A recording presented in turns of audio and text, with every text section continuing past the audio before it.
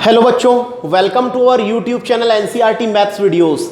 आज क्या डिस्कस करने वाले हैं बच्चों, बगैर कोई समय गंवाए हुए और हम लोग आगे बढ़ जाएंगे। तो क्या डिस्कस करने वाले हैं, NCERT class 10th chapter 5 arithmetic progression AP का exercise 5.2 solution.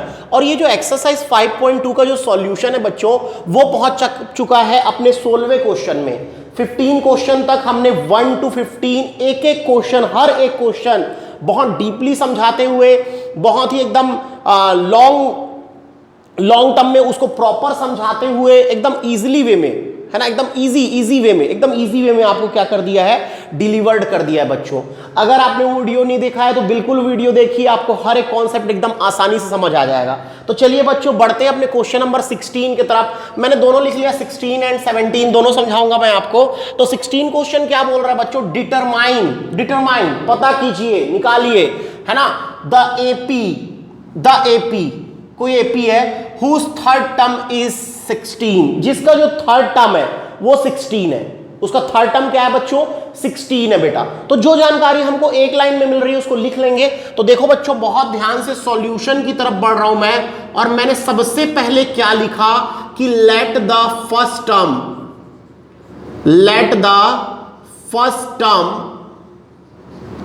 And common difference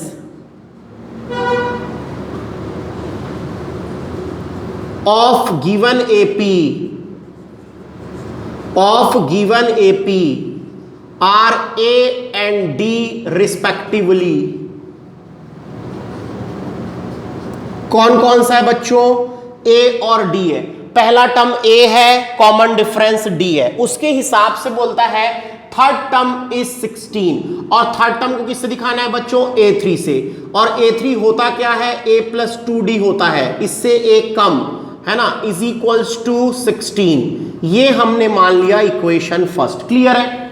यहां तक कोई डाउट है आपके मन में? मैंने क्या किया, थर्ड टर्म जो दिया था उसको A3 लिखा, और A3 A प्लस 2D होता है, हम लोग पढ़ चुके हैं, एक कम होता है D। ठीक है, क्लियर है? अच्छा, आगे पढ़ते हैं बच्चों। सुनो, यहां तक हो चुका है काम, यहां से लेकर यहां तक हमारा काम हो चुका है। एंड द सेवेंथ टर्म, देखो बच्चों क्या बोल रहा है, एंड द सेवेंथ टर्म। हमको दरअसल एपी बनाना है, एपी बना के देना है, उसको बना देंगे। और एपी बनाने के लिए क्या जरूरी है बच्चों, कॉमन डिफरेंस और फर्स्ट टर्म ए और डी का होना जरूरी है एपी बनाने के लिए। क्योंकि एपी का जनरल फॉर्म कौन है, A plus D, A plus 2D, A plus 3D and so on. तो हमको क्या चाहिए, ए और डी चाहिए, उसके बिना नहीं बन पाएगा सवाल। ठीक है, नहीं बन पाएगा एपी। चलिए क्या बोल रहे हैं आगे, एंड द सेवेंथ टर्म, सातवां टर्म जो है बच्चों, एक्सीड्स, ज्यादा है द फिफ्थ टर्म बाय 12। कौन सा टर्म ज्यादा है? अरे भाई ऑब्वियस बात है, ये क्या है बोल रहा है, 7 टर्म ज्यादा है बोल रहा है।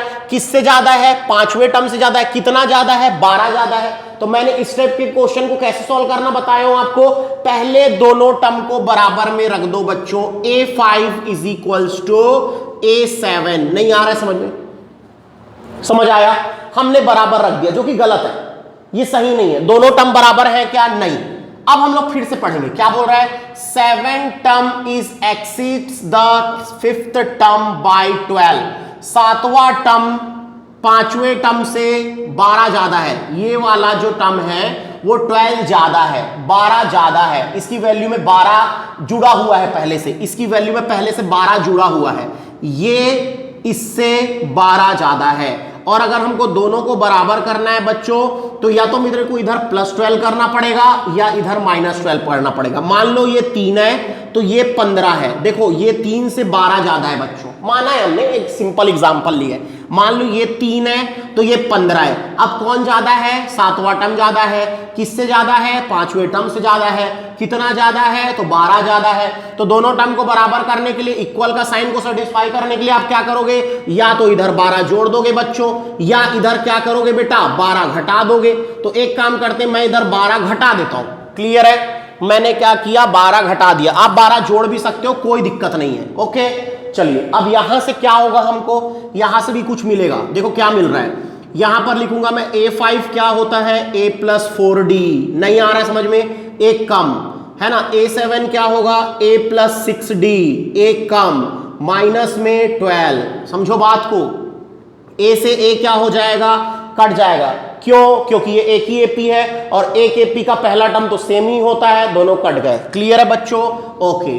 4D है, अब एक काम करो बेटा, -6D कर दो, इधर ला लो 6D को, और इधर क्या बचेगा, -12, ये +6D इधर आके -6D लेफ्ट हैंड साइड में आ गया, प्लस और माइनस बच्चों माइनस, 6 में से 4 गया 2D, लेकिन 2D का साइन क्या होगा, नेगेटिव होगा, क्योंकि 6 बड़ा है उसके सामने माइनस है। इधर क्या आ गया, -12, माइनस से माइनस क्या हो गया, कट गया, तो D की वैल्यू क्या आ गई बच्चों, 12/2, मतलब D की वैल्यू क्या आ गई, 6 आ गई बच्चों, 6, D की वैल्यू क्या आ गई, 6, समझ आया, D की वैल्यू क्या आ गई बच्चों, 6 लेके आ गए हमने। ओके, चलिए अब क्या करेंगे, इस D को निकाल के 1 में रख दो, उठा के D को उठा के 1 में रख दो, A दे देगा, A और D चाहिए, बन जाएगा सवाल। तो क्या लिख रहा हूं अब मैं, अगला step, putting the value of D,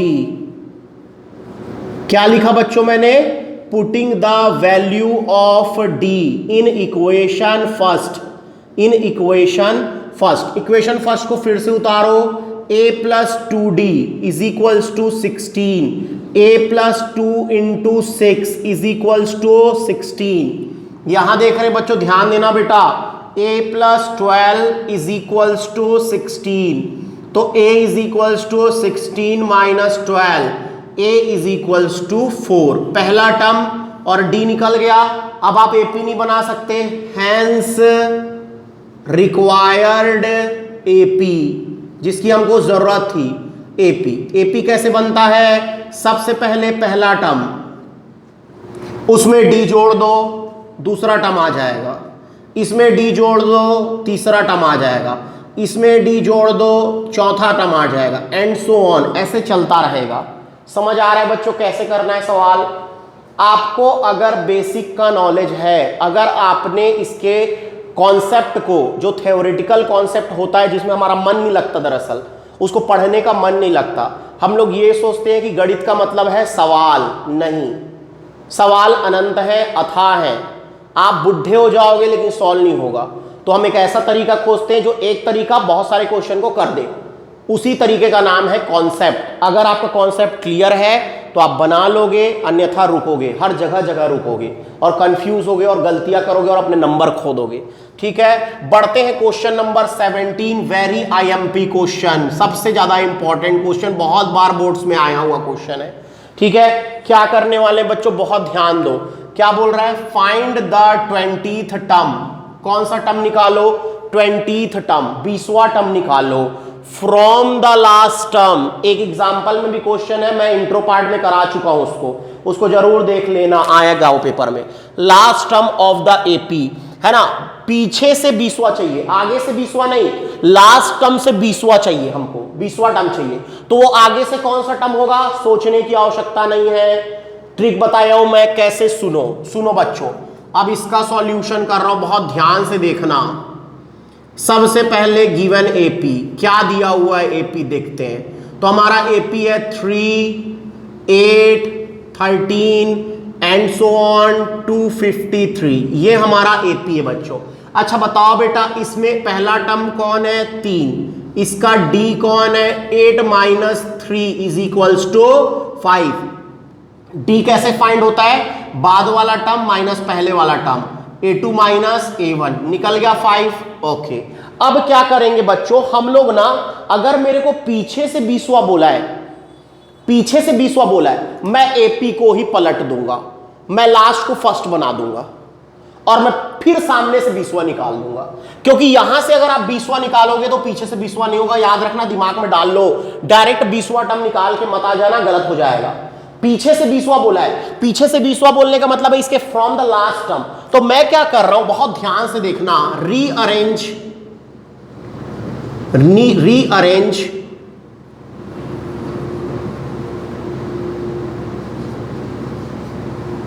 है ना, rearrange the given AP from last term, from last term. Rearrange कर देते हैं, ठीक है। तो पहला टर्म क्या हो जाएगा उसका 253, देखो है ना भाई, ये हमारा पीछे से हम मिला है ना।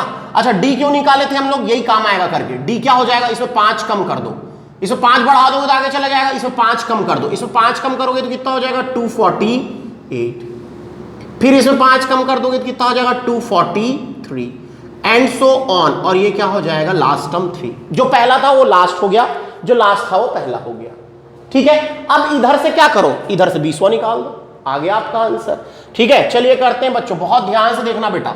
यहां पर a की वैल्यू कितनी है 253,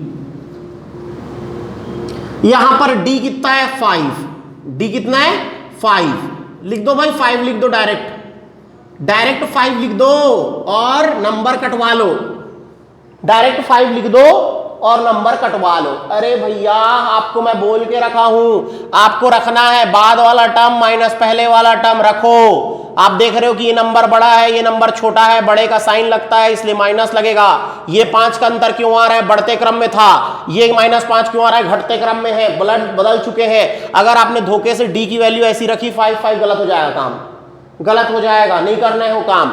हमेशा डी निकालना है, बाद का टर्म माइनस पहले का टर्म, ऐसे रखना है। ओके बच्चों, अब क्या चाहिए बेटा हमको 20th टर्म, तो 20 अब सीधा निकाल देंगे, सीधा सीधा, क्योंकि एपी सीधा बन चुका है। तो ये क्या होता है a + 19d, तो a की जगह क्या रख दोगे आप 253 + 19 × -5, क्लियर है बच्चों। 253 प्लस माइनस 19 5 95, ठीक है। 13 में से 5 गया 8, 14 में से 9 गया 5, और ये क्या हो गया 158। तो पीछे से 20th टर्म क्या है आपका 158, hands 20th term from last term of given AP is 158। Clear है बच्चों, दिस इज आवर आंसर। समझ आ रहा है कि नहीं आ रहा है। ऐसे हमने यहां पर अपने 2 क्वेश्चन और कंप्लीट कर लिए हैं, क्वेश्चन नंबर 16, क्वेश्चन नंबर 17। बढ़ते हैं अपने नेक्स्ट क्वेश्चन में बच्चों, उसके पहले वीडियो को पॉज कीजिए और प्रॉपर उतारिए बेटा। बढ़ते बच्चों अपने क्वेश्चन नंबर 18 पर, है ना। 17 तक कंप्लीट है, क्वेश्चन नंबर 18 पढ़ते हैं। 18 और 19 मैंने दोनों उतार दिया है, एक करके दोनों क्वेश्चन करेंगे, ध्यान दीजिए। क्वेश्चन नंबर 18 यहां लिखा हुआ है, सुनिए, पढ़ रहा हूं, बहुत ध्यान से सुनिएगा। द सम क्या होता है, जो एडिशन के बाद जो हमको मिलता है, जोड़ने के बाद जो रिजल्ट मिलता है उसको बोलते हैं sum. The sum of the 4th and 8th term, जब आप चौथे टर्म और 8वें टर्म को जोड़ते हो तो आपको क्या मिलता है, of an AP is 24। AP के चौथे और 8वें टर्म को जब आप जोड़ते हो तो आपको कितना मिलता है 24 मिलता है। कितना बोलता है 24, ठीक है। ये जानकारी मिल गई कि हमको चौथा टर्म और 8वें टर्म को जोड़ना है, ये जानकारी मिल गई। तो निकालते हैं भाई चौथा टर्म और 8वां टर्म होता क्या है। ध्यान दो बच्चों, करने वाले बेटा सॉल्यूशन, बहुत ध्यान से देखो। इस टाइप के सवाल में सबसे पहले आपको सपोज करना है कि let the first term and common difference, let the first term and common difference of given AP are A and D respectively। आ रही बात समझ में? क्या ले लिया मैंने कि माना कि पहला टर्म A है और कॉमन डिफरेंस D है, जो आपको दिया हुआ AP है उसका। अब देखिए बच्चों, अकॉर्डिंग टू द क्वेश्चन जाते हैं तो वो बोलता है कि चौथा टर्म, तो भाई चौथा टर्म A4 होता है, आठवां टर्म 8 होता है। दोनों को जोड़ने पर सम कितना आता है, बोलता है 24। एकदम सही बात बोला उसने, ठीक है। चलिए अब क्या करेंगे इसके आगे। अरे भाई मैं आपको बता चुका हूं A4 क्या होता है, A + 3D। 8 क्या होता है बच्चों, A + 7D is equals to 24। नहीं आया समझ में क्या किया मैंने, अरे भाई इसकी वैल्यू ये होती, इसकी वैल्यू ये होती, ये बराबर लिख दिया। ए और ए कितना होगा बेटा 2a, और 7 और 3 10d इज इक्वल्स टू 24। यहां से क्या कॉमन दिख रहा है 2, तो a plus 5d is equals to 24। तो क्या हो जाएगा बच्चों 2 कहां जाएगा बेटा 24 के नीचे, क्यों, क्योंकि जो मल्टीप्लाई में होता है डिवाइड में जाता है। तो a प्लस 5d कितना आ गया 12। This is our equation first. नहीं आया, नहीं आ रहा है समझ में? अरे भाई एकदम एकदम एक एक स्टेप, मैंने कोई स्टेप नहीं खाया है, पूरा स्टेप लिखा है। आगे पढ़े। And the sum of 6th and 10th term is 44। अब फिर से वही बात, सम क्या, जोड़ने के बाद जो मिलता है, किसको किसको जोड़ना है, छठवां और 10वां। तो जोड़ो भाई, छठवां मतलब a6, 10वां मतलब a10, कितना मिलता है 44, जोड़ दिए। a6 को क्या लिखेंगे बच्चों a प्लस 5d, क्यों एक कम। a10 को क्या लिखेंगे a प्लस 9d, क्यों एक कम, इज इक्वल्स टू 44। a और a बच्चों 2a, 9 और 5 14d इज इक्वल्स टू 44। दोनों में क्या कॉमन 2, तो बचा क्या a plus 7d is equals to 44। 2 कहां जाएगा डिवाइड में, तो a plus 7d is equals to 44 upon में 2। नहीं आया समझ में? ठीक है, यहां एक लाइन खींच रहे बच्चों, बहुत ध्यान से देखना। ठीक है, तो ये हो गया क्या a plus 7d is equals to 22। This is our equation second. Clear है? क्लियर है? पहला मिल गया, दूसरा मिल गया। अब करना क्या है, करना क्या, आगे की बात सुनो। Find the first 3 term of the AP. पहले 3 टर्म बताइए। पहला टर्म a, दूसरा टर्म a प्लस d, तीसरा टर्म a प्लस 2d। कब तक नहीं निकल सकता, जब तक a और d पता नहीं। a और d कहां से निकलेगा, लीनियर इक्वेशन इन 2 वेरिएबल्स लगाओगे। लीनियर इक्वेशन इन 2 वेरिएबल्स को सॉल्व करने के कितने तरीके हैं, 3, जो मर्जी उससे कर दो। मैं किससे कर रहा हूं, एलिमिनेशन मेथड। कैसे कर रहा हूं, इक्वेशन 1 में से मैंने इक्वेशन 2 को घटा दिया, घटा दिया बच्चों। तो घटाओ बेटा, घटाओ।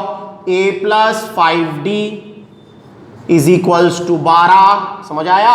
उधर क्या लिख दिया मैंने, a plus 7d is equals to 22। घटाइए तो साइन क्या हो जाएगा, माइनस माइनस माइनस, ये गया।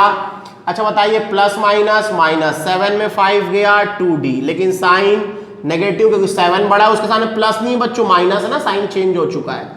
प्लस माइनस माइनस, 22 में 12 गया 10, लेकिन साइन माइनस, दोनों साइड से माइनस कट गया बच्चों। तो d की वैल्यू कितनी आ गई बेटा 10/2। क्यों, जो मल्टीप्लाई में होता है वो कहां जाता है, डिवाइड में। तो d की वैल्यू कितनी हो गई 5। ठीक है, d निकल गया।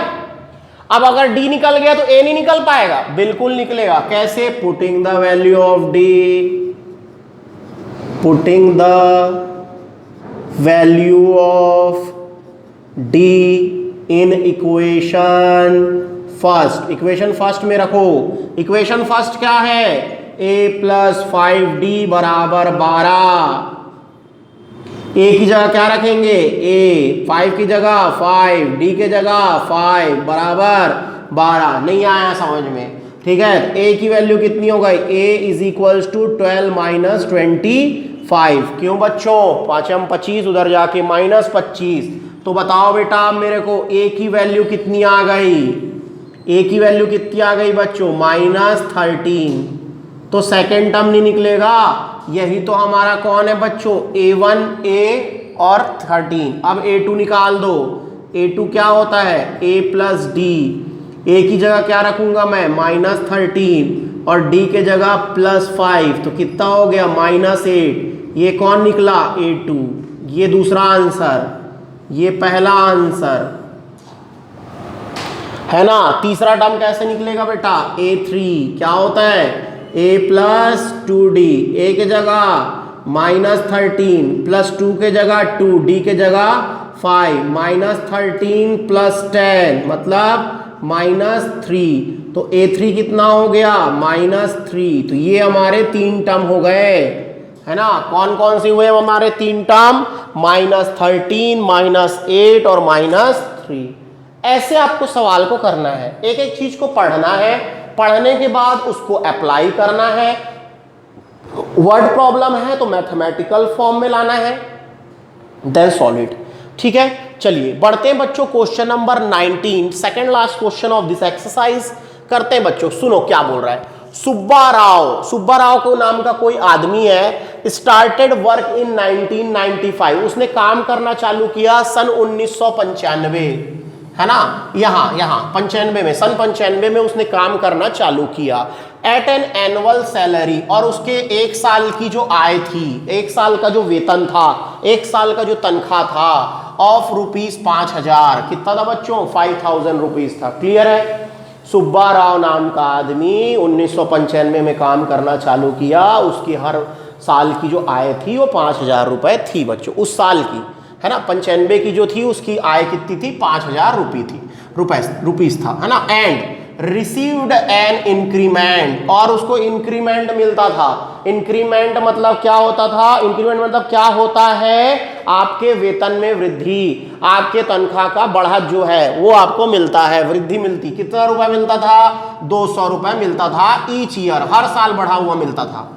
कब, अरे भाई जब 1995 में कितनी थी उसकी आय, 5000 थी सालाना, तो 1996 में कितनी हो गई, 5200, 1997 में 5400, 200 रुपए बढ़ रहा है, बोल रहा है हर साल 200 रुपए बढ़ रहा है। ठीक है, इतना पढ़ने के बाद हम इसको क्या करेंगे बच्चों, इसको ना, ये वर्ड प्रॉब्लम है, इसको हम लोग मैथमेटिकल फॉर्म में ला लेते हैं। कैसे, according to the question,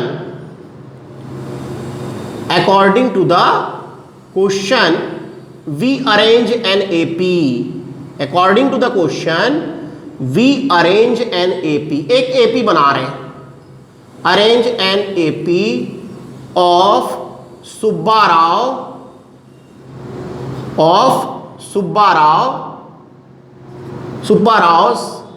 annual salary, किसका, एनुअल सैलरी, इसका क्या बना रहे हैं हम, एपी बना रहे हैं। चलिए, पहले साल उसने 1995 में कितना पाया बच्चों, 5000, तो 1996 में कितना पाएगा, 5200। क्यों, क्योंकि इंक्रीमेंट है 200 रुपए का, 200 रुपए का इंक्रीमेंट, फिर इसमें 200 इंक्रीमेंट हो गया तो कितना हो जाएगा, 5400।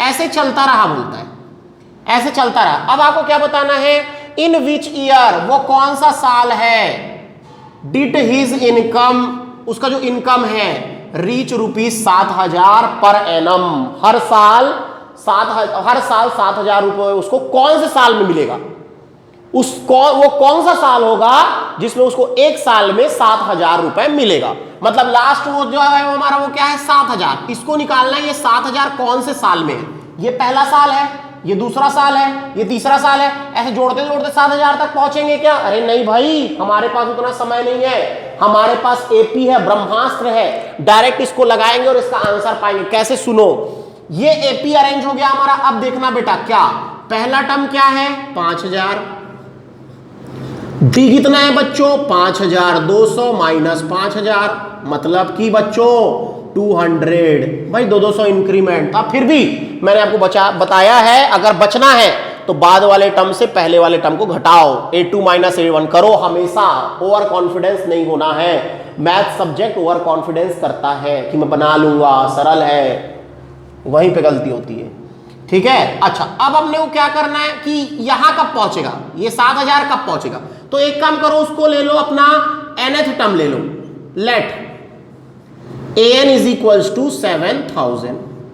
तो हमको निकालना है n, कौन सा ईयर होगा, ये कौन सा ईयर होगा, ये कौन सा नंबर का टर्म होगा, कौन सा नंबर का टर्म, ये टर्म की वैल्यू है, ये टर्म की वैल्यू है, ये टर्म का क्या है, नंबर है, नंबर, कौन से नंबर का टर्म है वो, तो पता चल जाएगा कौन सा साल है। देखना, क्योंकि ये पहला साल है बच्चों, ये दूसरा साल है बेटा, ये तीसरा साल है, साल बोल रहे हैं, उसका वो नहीं बता रहे, सन नहीं बता रहे, साल बोल रहे हैं, पहला साल, दूसरा साल, तीसरा साल, ऐसे बोल रहे हैं। ठीक है, अच्छा, लगाइए अब फॉर्मूला an का, क्या होता है, a plus n minus 1 into D. an की जगह क्या रख देंगे, 7000, a की जगह बच्चों 5000, plus n minus 1 into D के जगह 200। क्लियर है। अच्छा, अब इसको 5000 को इधर लाइए, 7000 minus 5000 is equals to n minus 1 into 200। Clear है। बताइए 7000 में से 5000 गया तो कितना आएगा, 2000, और अपॉन में कौन आएगा, 200। क्यों भाई, क्योंकि जो मल्टीप्लाई में होता है वो डिवाइड में जाता है। काट दो, 2 0 2 0 कट गया, 2 1 2 10 कट गया बच्चों, क्लियर है बेटा? तो यहां पर हमारा क्या आ रहा है, n-1 इज इक्वल्स टू 10, तो n is equals to 10 plus 1, मतलब कि n इज इक्वल्स टू 11। मतलब बच्चों कि वो अपने काम करने के 11th ईयर में 11वें साल में इस सैलरी में पहुंचेगा, 7,000 11वें साल में पाएगा वो। तो क्या बताना है आपको, hence he reach ₹7,000 as annual salary है ना, एट 11th ईयर। कौन से साल में बच्चों, 11th ईयर में पहुंचेगा। और ये आपका आंसर है बेटा।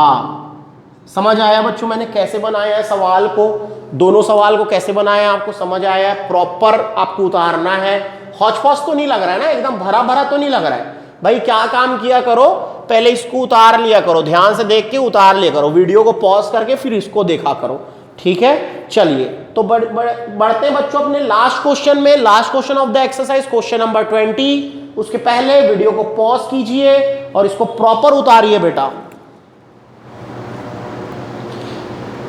बढ़ते बच्चों क्वेश्चन नंबर 20 में क्या बोल रहा है, बहुत ध्यान से देखेंगे, ये भी वर्ड प्रॉब्लम है।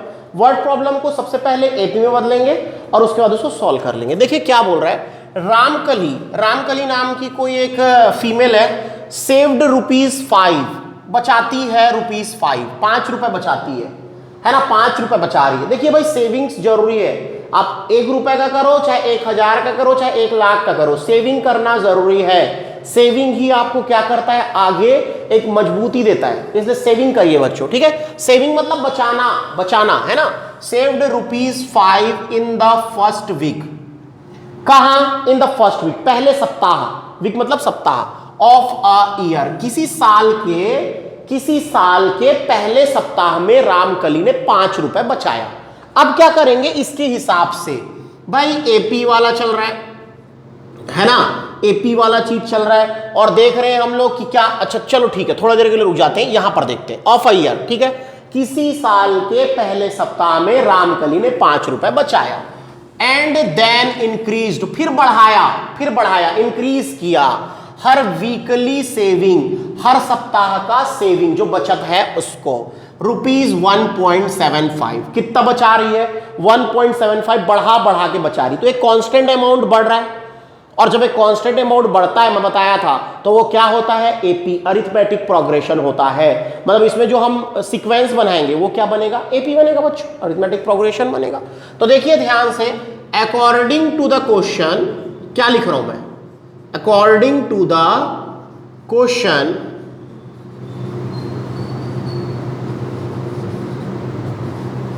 We arrange an AP, according to the question, we arrange an AP of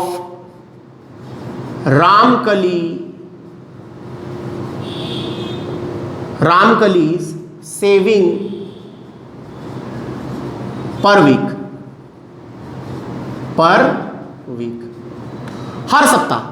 हर सप्ताह जो वो पैसा बचा रही है उसका हम क्या बनाएंगे, एपी बनाएंगे। पहले सप्ताह उसने कितना बचाया बच्चों, 5।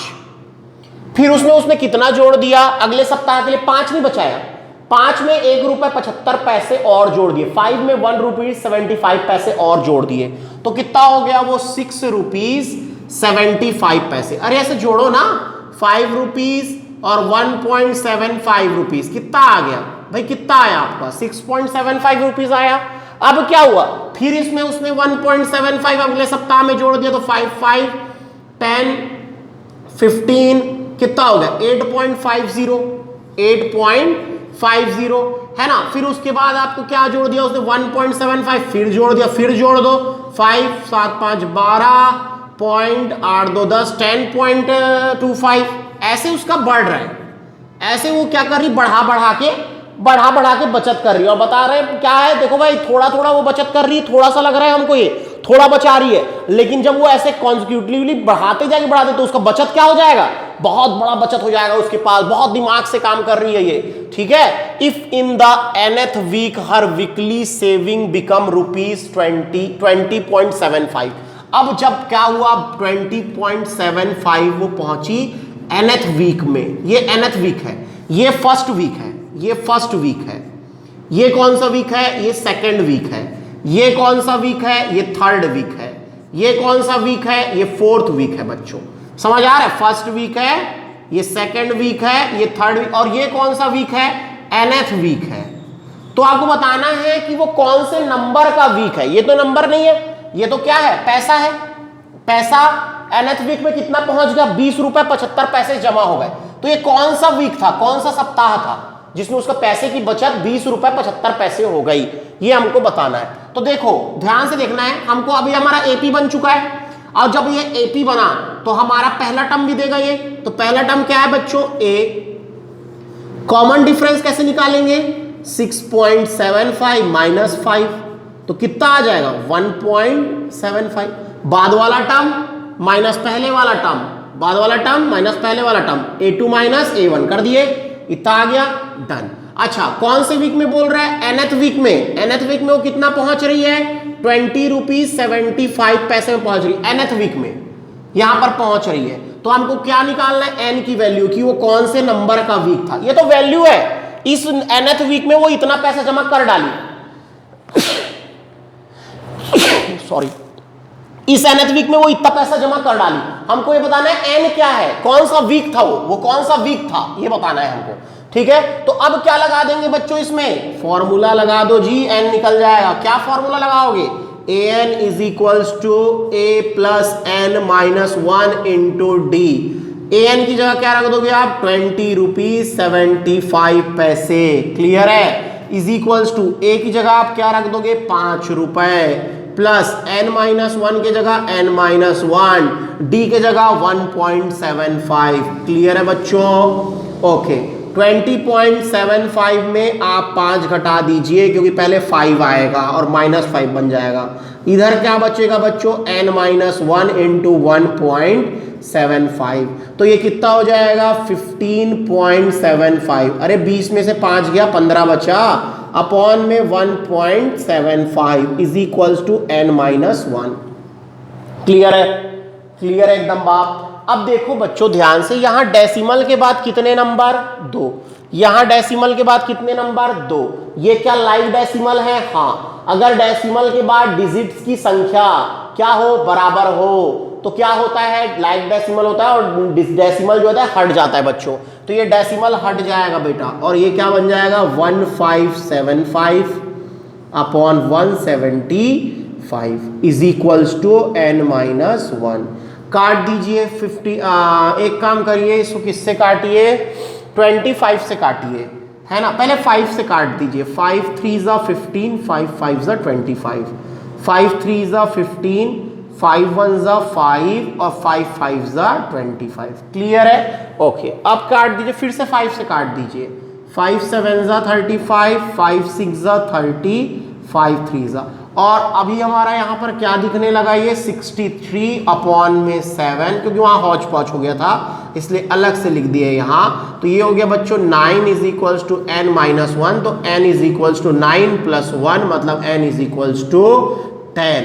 तो अपने बचत के 10वें सप्ताह में, आपको n निकालने बोला था, ये n है। अपने बचत के 10वें सप्ताह में वो कितना रुपए बचत कर लेगी, ₹20.75। एक छोटा सा दिखने वाला अमाउंट इतना बड़ा अमाउंट बन गया। आप सोचिए वो साल भर जमा करती जाएगी करती जाएगी करती जाएगी, और कितना रुपए उसके जमा हो जाएंगे। इसलिए हमको क्या होता है, बचत भी हमारी ऐसे ही करनी चाहिए, बढ़ते क्रम में करनी चाहिए, जिससे हमारी बचत बड़ी हो जाए, और बचत ही हमारी सुरक्षा है बच्चों।